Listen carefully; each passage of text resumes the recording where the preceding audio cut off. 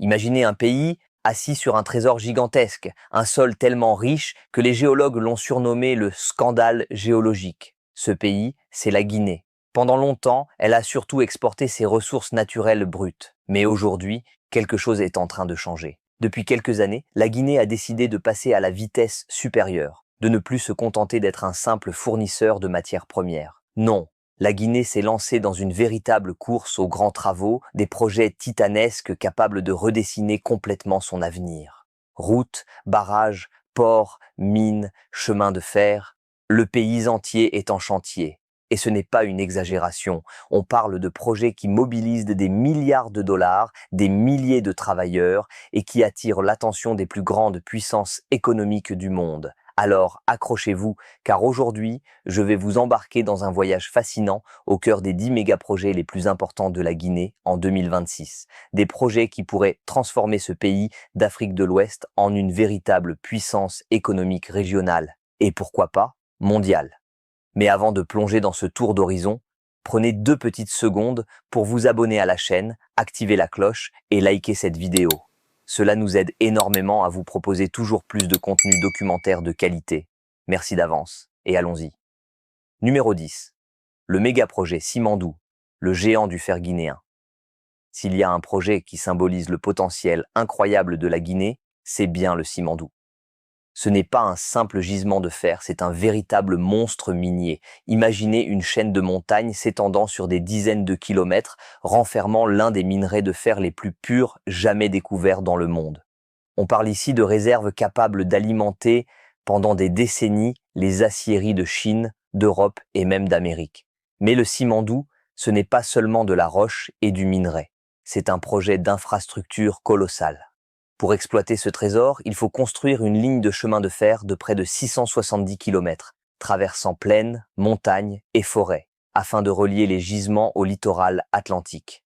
Et à l'arrivée, ce n'est pas un simple quai qui attend le minerai, mais un port minéralier géant, capable d'accueillir les plus grands navires du monde.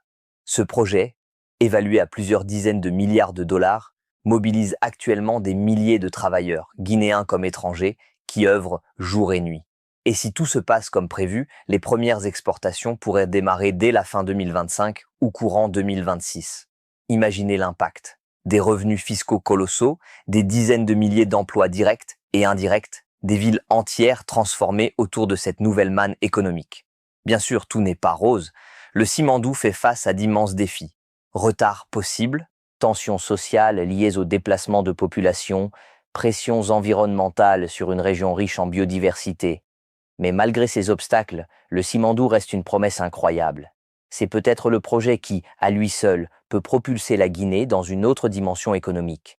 Numéro 9. Souapiti, le barrage qui électrifie la Guinée et ses voisins. La Guinée n'est pas seulement riche en minerais, elle possède aussi une ressource encore plus précieuse, l'eau. On la surnomme d'ailleurs le château d'eau de l'Afrique de l'Ouest. Et le barrage de Souapiti en est la meilleure illustration. Situé sur le fleuve Concouré, ce barrage hydroélectrique est un véritable colosse. Avec une capacité de production estimée entre 450 et 550 mégawatts, il alimente non seulement des millions de foyers guinéens, mais aussi des pays voisins comme le Mali, la Sierra Leone et la Guinée-Bissau grâce à des lignes électriques transfrontalières. Souapiti, c'est plus qu'un barrage, c'est une transformation économique et sociale profonde. Grâce à l'électricité bon marché, de nouvelles industries peuvent voir le jour.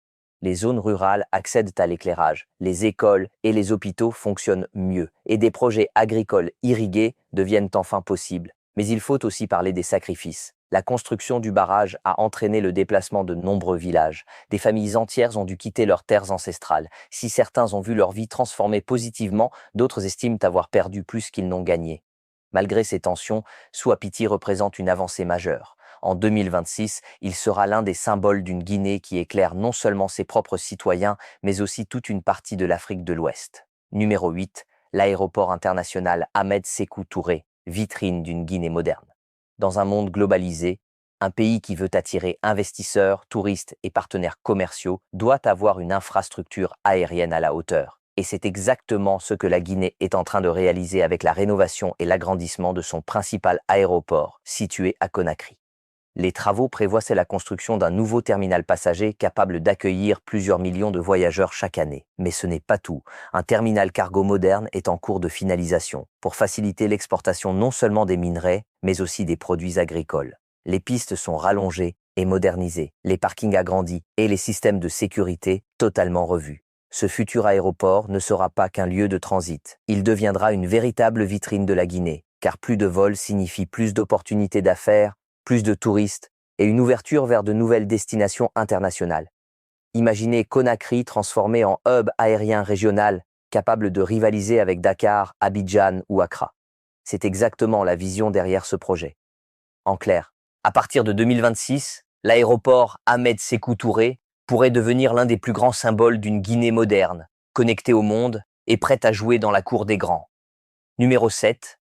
Le port de Conakry, porte d'entrée stratégique vers le monde. Parlons maintenant de la mer. Le port de Conakry est depuis des décennies le poumon commercial du pays. Mais il était devenu saturé, vieillissant, incapable de répondre à l'explosion du trafic lié aux exportations minières. Pour y remédier, la Guinée a lancé un vaste plan de modernisation. Agrandissement des quais, dragage du port pour accueillir des navires plus gros, installation d'équipements ultramodernes pour accélérer le chargement et le déchargement. Le but ? Réduire les délais, fluidifier la logistique et rendre la Guinée beaucoup plus compétitive sur le marché mondial.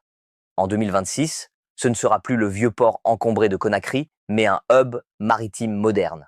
Et les impacts seront énormes. Les exportateurs de bauxite, d'or, de fer y trouveront une fluidité logistique jamais vue auparavant. Les importateurs de biens de consommation et de machines industrielles aussi. Ce nouveau port, plus rapide et plus efficace, sera la preuve que la Guinée veut s'imposer comme un carrefour maritime incontournable de l'Afrique de l'Ouest. Et ce n'est que le début. Dans un instant, on va parler des terminaux de bauxite, des raffineries, des compagnies maritimes et même des corridors ferroviaires qui vont changer la carte du pays. Mais avant ça, si vous êtes passionné par ces grands projets de transformation et que vous voulez continuer ce voyage, pensez à vous abonner dès maintenant pour ne rien manquer. Numéro 6. L'expansion des terminaux de bauxite, consolider le leadership mondial. Si vous ne le saviez pas, la Guinée est déjà le premier exportateur mondial de bauxite, cette roche rouge indispensable à la production d'aluminium. Mais ce qui est fascinant, c'est que le pays ne compte pas s'arrêter là.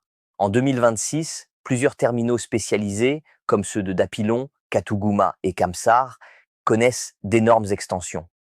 On parle de quais géants capables d'accueillir plusieurs navires en simultané, de systèmes de convoyeurs ultramodernes qui transportent la bauxite directement des mines aux navires, et de gigantesques aires de stockage pour gérer des volumes records. Imaginez un balai permanent de cargos quittant les côtes guinéennes, chargés chacun de centaines de milliers de tonnes de minerais. Cette modernisation logistique, souvent discrète et peu médiatisée, est pourtant cruciale. Elle permet à la Guinée non seulement d'augmenter ses capacités d'exportation, mais aussi de sécuriser sa place de leader mondial incontesté. Et ce détail change tout.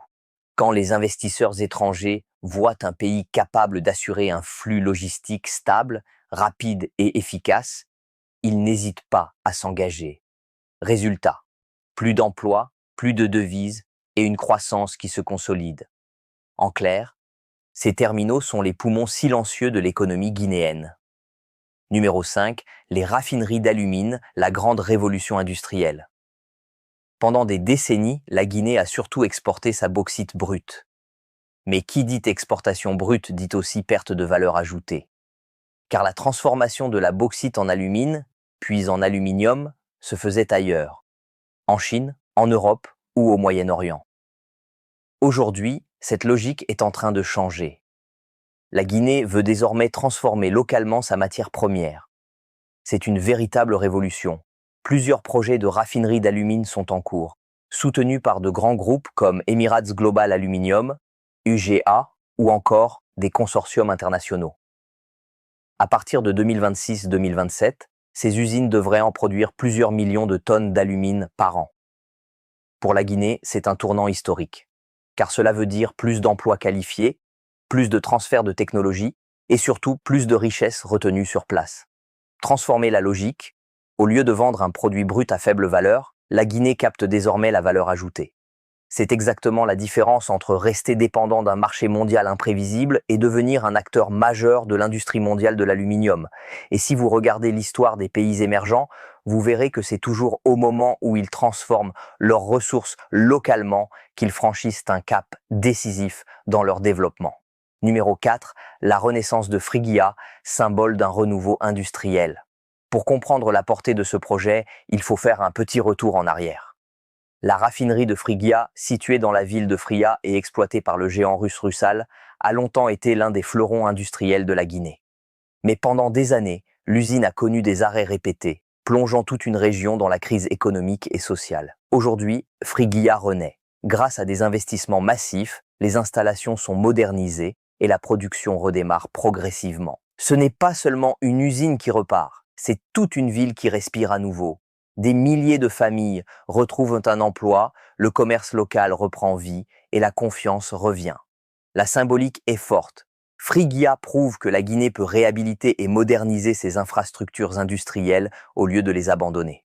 En 2026, la raffinerie sera plus qu'un simple site de production.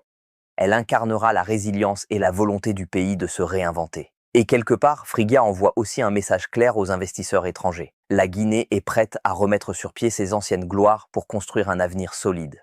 Numéro 3. Une compagnie maritime nationale, la quête de souveraineté logistique. Chaque année, des dizaines de millions de tonnes de bauxite, de fer et d'or quittent les côtes guinéennes. Mais il y a un problème. La quasi-totalité de ce transport maritime est assurée par des compagnies étrangères. Conséquence, une part énorme des bénéfices liés au transport échappe à la Guinée. Pour corriger cela, le pays a décidé de lancer un projet ambitieux, la création d'une compagnie maritime nationale. Imaginez une flotte battant pavillon guinéen, capable d'opérer ses propres navires, de transporter ses propres ressources et donc de capter une partie des revenus qui, jusque-là, partaient ailleurs. En 2026, cette compagnie pourrait devenir un atout stratégique énorme. Non seulement elle renforcerait la souveraineté économique du pays, mais elle créerait aussi des milliers d'emplois dans des domaines variés. Capitaines, marins, ingénieurs, techniciens portuaires. C'est une étape symbolique mais essentielle, car contrôler ces ressources, c'est bien. Les transporter soi-même jusqu'au marché mondial, c'est encore mieux. Et si ce pari réussit, la Guinée pourrait devenir un acteur respecté et incontournable sur les grandes routes maritimes internationales. Numéro 2. Les corridors ferroviaires transguinéens, la colonne vertébrale du développement. Extraire du minerai est une chose, mais l'acheminer efficacement jusqu'au port pour l'exportation, c'est une autre histoire. Et c'est exactement là qu'intervient l'un des projets les plus stratégiques de la Guinée, les corridors ferroviaires transguinéens. Ces lignes de chemin de fer, longues de plusieurs centaines de kilomètres, relieront directement les zones minières comme Simandou et Bokeh au port de l'Atlantique. En clair, elles vont devenir de véritables artères logistiques, capables de transporter des millions de tonnes de minerais chaque année. Mais ces rails ne serviront pas qu'aux mines. Ils pourront également être utilisés pour transporter des marchandises diverses et, à terme, même des passagers. Imaginez des régions entières désenclavées, des villes qui se développent le long du tracé et une économie nationale qui gagne en fluidité. En 2026, ces corridors commenceront à se matérialiser comme la colonne vertébrale économique de la Guinée. Moins de camions sur des routes abîmées, moins de coûts logistiques, plus de rapidité et plus de compétitivité sur le marché mondial. Au-delà des chiffres, ces rails représentent une vision, celle d'une Guinée qui ne veut plus être isolée, mais qui veut connecter ses richesses au reste du monde. Numéro 1, la diversification logistique et portuaire, un pari pour l'avenir. Voici peut-être le projet le plus stratégique de tous, car il englobe une vision d'ensemble. La Guinée sait que sa croissance minière fulgurante pourrait, à terme, être freinée par des goulots d'étranglement logistiques. Trop de bauxite, trop de fer, trop d'or, mais pas assez de ports, pas assez de zones de stockage, pas assez de capacité pour tout exporter rapidement. C'est pourquoi le pays a lancé une stratégie de diversification logistique et portuaire. Concrètement, cela veut dire la construction de nouveaux jetties, de vastes zones de stockage modernes et de sites de transbordement géants. L'idée est simple mais puissante. Éviter que le succès actuel ne se transforme en blocage demain. Mais ce n'est pas tout. Cette diversification est aussi pensée pour attirer d'autres industries, transformation, commerce, logistique internationale. L'objectif est clair, faire de la Guinée non pas seulement un pays exportateur de matières premières, mais une plateforme logistique moderne et fiable au cœur de l'Afrique de l'Ouest. En 2026, cette vision commence déjà à prendre forme, et si elle réussit, la Guinée pourra se hisser au rang de hub logistique incontournable, capable d'attirer investisseurs, industriels et partenaires commerciaux du monde entier. En parcourant ces 10 méga-projets, une chose saute aux yeux. La Guinée est entrée dans une nouvelle ère. Pendant longtemps, elle a été perçue comme un pays riche en ressources mais pauvre en infrastructures. Aujourd'hui, elle construit des barrages, des ports, des chemins de fer, des raffineries, des aéroports, bref, elle prépare son avenir. Évidemment, les défis restent énormes. Le financement, la gouvernance, le respect de l'environnement et l'inclusion des populations locales seront des tests cruciaux. Mais si ces projets arrivent à terme, la Guinée pourrait devenir, dans les prochaines décennies, l'un des moteurs de croissance les plus puissants du continent africain. Et quand on y pense, ce n'est pas seulement une question de chiffres ou d'infrastructures, c'est aussi une question de fierté nationale, de souveraineté et d'espoir pour des millions de Guinéens qui voient leur pays se transformer sous leurs yeux. Alors, la vraie question est la suivante. Parmi tous ces méga-projets, lequel vous semble le plus stratégique pour l'avenir de la Guinée ? Est-ce le Simandou, avec sa promesse de richesse colossale, le barrage de Swapiti qui éclaire la région entière, ou peut-être la diversification logistique qui prépare le pays à devenir une véritable puissance commerciale? Dites-le moi dans les commentaires, j'ai hâte de lire vos avis. Si cette vidéo vous a plu, n'oubliez pas de liker, de vous abonner à la chaîne et d'activer la cloche pour ne rien manquer des prochains documentaires. Merci d'avoir regardé jusqu'au bout et à très bientôt pour un nouveau voyage au cœur des grandes transformations de notre monde.